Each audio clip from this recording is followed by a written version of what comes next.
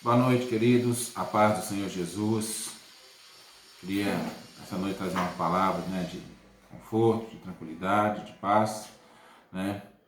E em meio a toda essa situação que a gente tem vivido, né? Quero dizer que estou com saudade de vocês, viu? Saudade de dar uns abraços, de dar uns cheiros, né? Somente nas velhinhas da igreja, né? Minha mãe, minha sogra, que estão lá isoladas lá também. Dona Violeta, né? E tantos outros aí, né? Mas em nome de Jesus, eu creio que isso vai passar, né? É um momento que a gente tem para poder. É uma situação totalmente inusitada, né? Totalmente nova para a gente, sabe? Mas eu creio que Deus vai dar a vitória, né? Acima de tudo, a gente tem que entender o que Deus quer falar com a gente, né? Nessa situação, né? Nesse contexto todo. Tem tanta gente aí sendo infectada, né? Tanta gente falecendo, já são mais de 300, né? Não vou ficar falando porque, assim, já acho que a gente já está saturado de tanto ouvir. Acho que todo mundo já sabe o que se deve fazer para se prevenir, para se precaver das coisas, né? Mas eu creio que, em nome de Jesus, Deus vai dar a vitória. Em breve a gente vai estar fazendo uma ceia aí, né, de reencontro, né? Para festejar, né, a situação que a gente, com fé em Deus, vamos vencer, né? Tô com muita saudade de vocês, sabe? Com saudade da igreja, né? Eu confesso que eu não sou muito igrejeiro, né? Mas eu, assim, tô doido para rever vocês, né? No nosso tempo, né? Na nossa casa, né? E tudo com fé em Deus vai passar, né? Em nome de Jesus, né? E eu queria trazer uma palavra, uma breve palavra, né, que está no Salmo 32, né, é o Salmo, né, do perdão, né, do como Davi reencontrou, né, o perdão de Deus. E é interessante porque esse Salmo ele fala de consciência, né, e a consciência é a melhor coisa que pode ter nas nossas vidas, no ser humano, né? Porque enquanto nós temos a consciência de que estamos fazendo certo ou errado, né? Eu creio que nós vivemos bem. Muitas pessoas elas perdem a consciência, né? Porque aquela consciência que eu digo no sentido de entender o que é certo e o que é errado, né? De tanto tapa na boca que eles dão na própria consciência, chega um momento que ela se torna inaudível, né? Então o Salmo 32, ele fala a respeito disso, né? Fala a respeito da experiência de Davi, e o contexto aqui quando Davi ele está naquele período, né, entre o ato que ele cometeu de adultério com Batseba e depois planejamento da morte do seu marido, né? Primeiramente ele tentou fazer com que o Urias se deitasse com Batseba, né?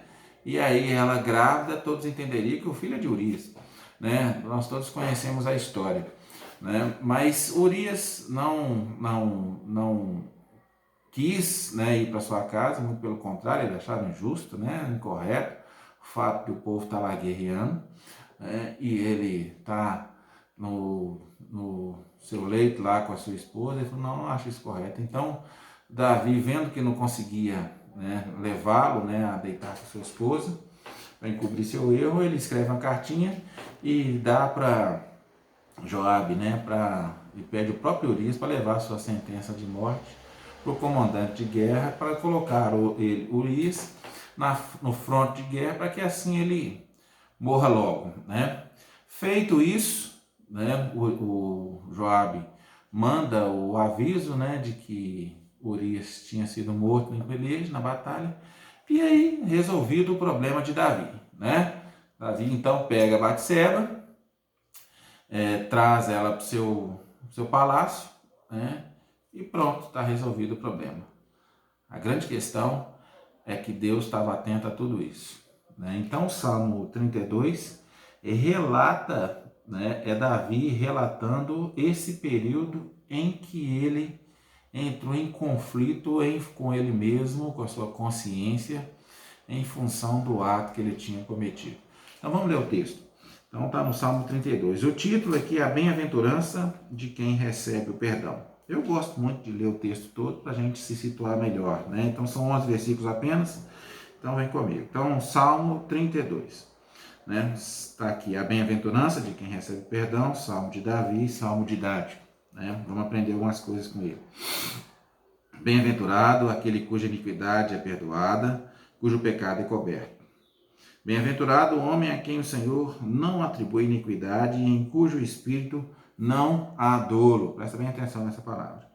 Enquanto calei, os meus pecados envelheceram os meus ossos pelos meus constantes gemidos todo dia. Porque a tua mão pesava dia e noite sobre mim. Olha o que Davi fala. E o meu vigor se tornou em sequidão de estio. Confessei-te o meu pecado, e a minha iniquidade não mais ocultei. Disse, confessarei ao Senhor as minhas transgressões, e tu perdoaste a iniquidade do meu pecado. Sendo assim, todo homem piedoso te fará súplicas em tempo de poder encontrar-te. Com efeito, quando transbordarem, muitas águas não o atingirão. Tu és o meu esconderijo, Davi dizendo, tu me preservas da tribulação, me cercas de alegres cânticos de livramento. Instruir-te-ei e te ensinarei o caminho que deves seguir, e sob as minhas vistas te darei conselho. Sob as minhas vistas te darei conselho. Não sejas como o cavalo ou a mula sem entendimento, os quais com freios e cabrestos são dominados. De outra sorte, não te obedece. Muito sofrimento terá que curtir o ímpio, mas o que confia no Senhor, a misericórdia o assistirá. Alegrai-vos no Senhor e regozijai-vos, ó justos. Exultai todos, vós todos que sois retos de coração, né? Esse é o Salmo 32, portanto, Salmo de Davi. Vou tirar o relógio aqui para não perder o time aqui, né? Salmo de Davi. E ele começa dizendo assim: bem-aventurado aquele cuja iniquidade é perdoada, cujo pecado é coberto, né? Cujo pecado é coberto. Há uma situação aqui, né? Porque parece que entra em conflito, né, com o versículo que fala que o que encobre a transgressão não prospera, mas quem confessa e deixa alcança misericórdia. O que encobre a transgressão não prospera. Aqui está dizendo aqui, bem-aventurado aquele cuja iniquidade é perdoada, cujo pecado é coberto. Esse cobrir aqui não é no sentido de encobrir, de esconder, né? É no sentido de passar por cima, ou seja, eu confessei o meu pecado, né? E a minha confissão, né, portanto, já encobriu, absorveu, né? Está sobre o meu pecado, né? Então, parece que é uma coisa muito comum, né? Muito fácil. Bem-aventurado aquele cuja iniquidade é perdoada, afinal de contas, Deus perdoa a iniquidade de todos, nem sempre, sabe, queridos? Muitas vezes as pessoas fazem uma confissão, digamos, de boca para fora, sabe? Tem muita gente que aprende a viver a conviver com aquele pecado, com aquela iniquidade, né? E ela, de forma imperceptível, muitas vezes, ela abre brechas, pressupostos, né? Abre situações, abre portas para várias situações ocorrerem na vida dela, sabe? Né? Você sabe que muitas enfermidades, muitas doenças são reflexos de algumas enfermidades, né? Uma vez o pastor Eduardo me perguntei isso para ele, qual que é a diferença entre enfermidade e doença? Ele disse, enfermidade, acredito eu, é aquilo que está na alma. Doença, né, é o que está no corpo. Muitas doenças são em função de algumas enfermidades que as pessoas carregam na sua vida no decorrer do tempo, né? Mas como que essas enfermidades elas entram, né? Elas entram porque muitas vezes essas pessoas não confessam o seu pecado, né? Muitas vezes essas pessoas aprendem a conviver com aquilo que é errado, sabe? Lembra do paralítico que eles desceram lá? Jesus estava na casa, eu não recordo bem a referência, mas Jesus estava na casa e o paralítico, os amigos dele, vendo aquela multidão impedindo o acesso, eles foram lá pelo telhado e desceram ele no leito, né?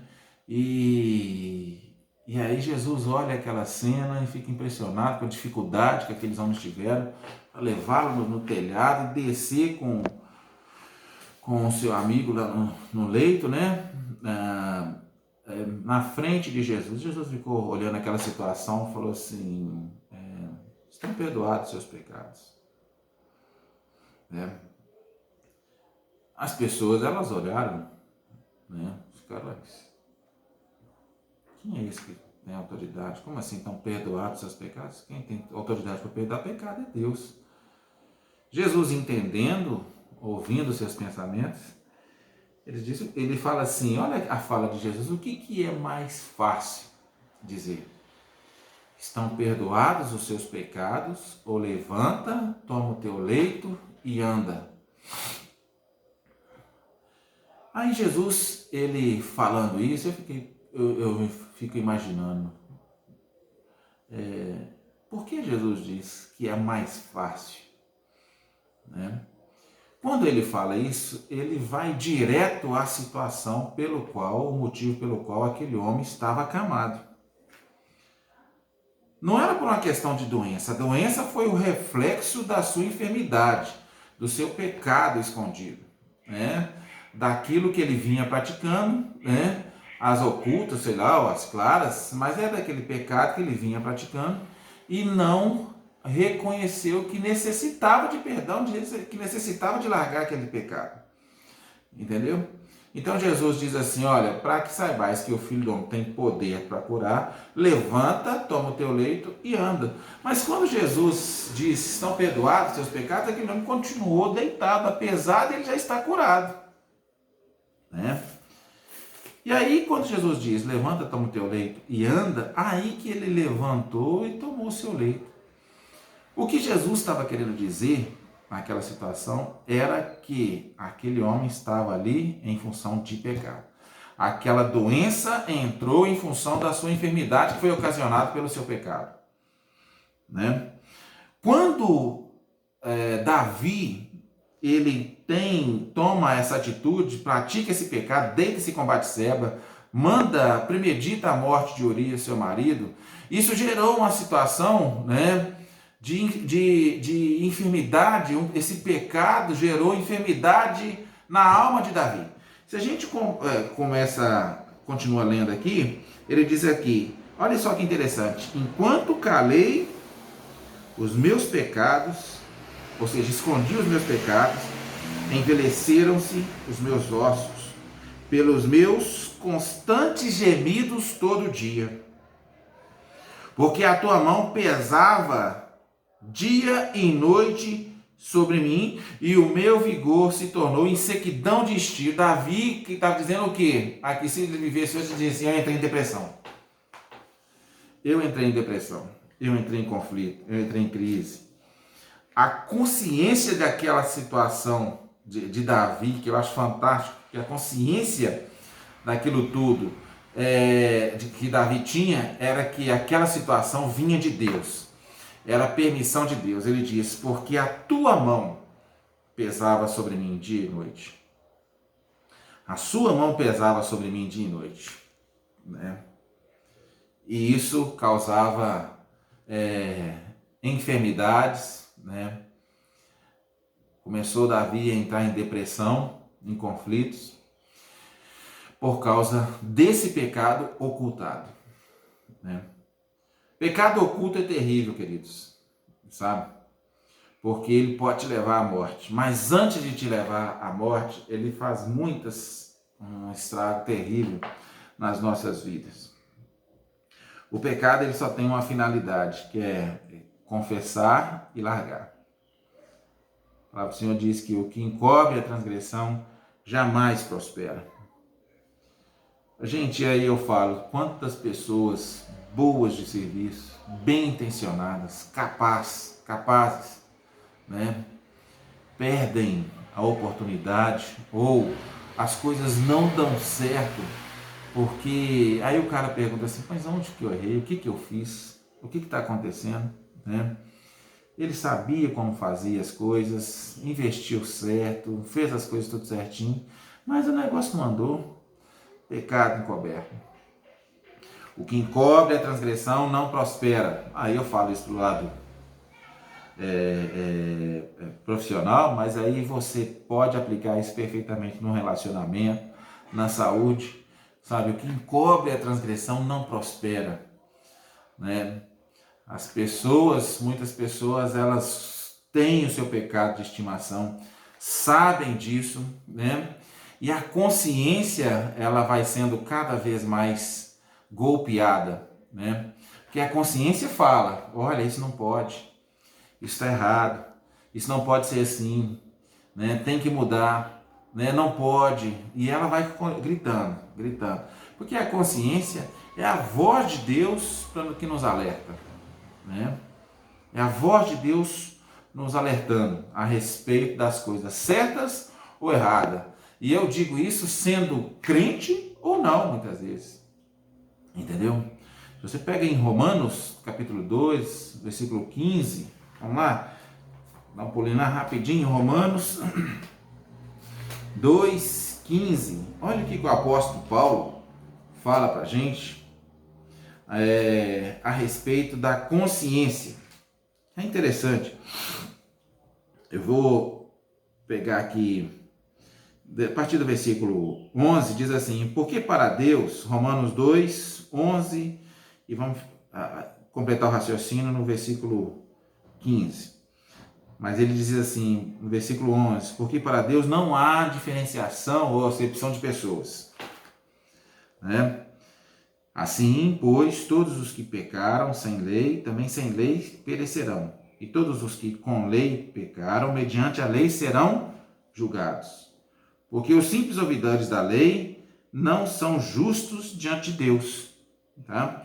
Mas os que praticam a lei hão de ser justificados. Quando, pois, os gentios que não têm lei procedem por natureza de conformidade com a lei,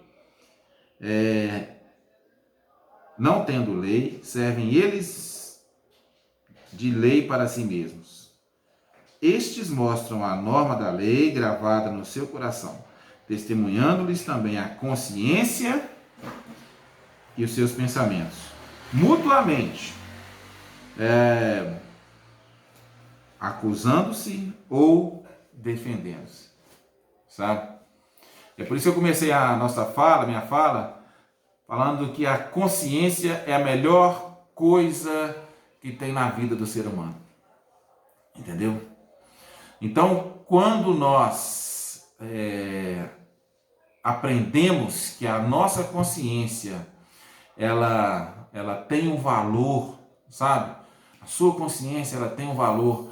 Ela tem hora que ela vai te aprovar e vai te reprovar. Quando ela te reprovar, não tenta tentar calar, não tenta dar um tapa na boca dela, porque ela o tempo todo trabalha. A consciência do crente, né, seja crente ou não, é o Espírito Santo te orientando a respeito das coisas certas ou erradas, sabe? E quantas pessoas elas perdem a oportunidade porque aprendem a viver de uma forma que a consciência já não tem muito peso para ele. Perde-se a convicção do certo e do errado, sabe? É aquele marido que trai, sabe? É aquele crente que mente, né? É aquele funcionário que vive dando nó cego, mas sabe que está errado, mas eu vou fazendo, né? Aquilo ali é um impedimento para a graça, para a bondade de Deus, para as coisas de Deus te alcançarem. A Bíblia diz que essas bênçãos virão sobre ti e te alcançarão, sabe? Entendo que Deus está sempre querendo nos abençoar, sabe? A Bíblia diz, Deus fala através do profeta Isaías que Ele tem prazer em abençoar. Ora, se eu sirvo um Deus e eu quero receber bênção, e eu sirvo um Deus que tem prazer em abençoar, o que está errado? Aonde que eu estou errando? Aí a gente volta para a situação de Davi, porque ele diz assim, que bem-aventurado aquele cuja iniquidade é perdoada, cujo pecado é coberto. Bem-aventurado o homem a quem o Senhor não atribui iniquidade e em cujo espírito não há dolo. Em cujo espírito não há dolo? O que quer dizer isso? Cuja consciência não condena. Sabe? Cuja consciência não condena. Bem-aventurado aquele cujo espírito não há dolo. Em Romanos, o 4, né? Ainda em Romanos, né, no capítulo 4, versículos 7 e 8, o apóstolo Paulo vai ratificar, né, vai citar aquilo que o Davi falou também. Na verdade, o Paulo fala a respeito exatamente dessa passagem de Davi, porque ele diz assim, em Romanos 4, 8, diz assim, bem-aventurados aqueles cujas iniquidades são perdoadas e cujos pecados são cobertos. Bem-aventurado o homem a quem o Senhor jamais imputará pecado. Sabe? Então, nós, como servos de Deus, servos do Senhor, a gente tem que entender que nós servimos a um Deus que nos observa assim. Mas Deus não é aquele que está sempre te observando na expectativa de ver o que você vai fazer de errado. Deus te observa, né, com o propósito de ter comunhão com você. Né? Deus ama em ter comunhão conosco, sabe? Deus tem prazer em ter comunhão conosco, né?